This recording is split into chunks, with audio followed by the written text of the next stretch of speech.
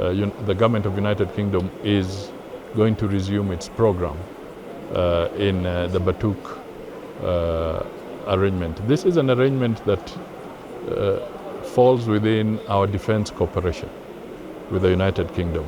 And we've had a relationship for many years, historical, where we build capacities, we train together, we help in intelligence information, in technological advancement, and also in building capacities, both human and equipment, within the security framework. So we think that this kind of relationship in a rapidly changing geopolitical arena needs to be managed very, very carefully for the benefit of the two countries. So what has happened today is very pleasing, and I want to confirm that the government of Kenya, on its part, has issued the requisite licenses to allow them to undertake their exercises.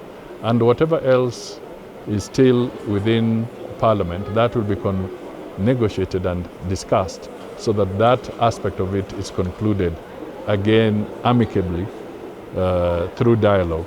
And we believe that all this will be resolved. But what is important is that over the years,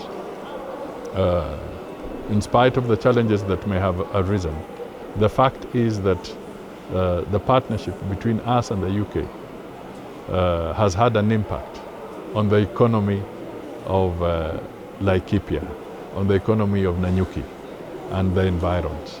And we want this to be able to grow. And therefore, I welcome the decision, and I am happy that as they train in Kenya, Kenyans will also be benefiting from this. And we look forward to them doing a lot of good things, also supporting the infrastructure, social corporate responsibility. I'm sure these are things that will now be put into even deeper consideration as we go ahead.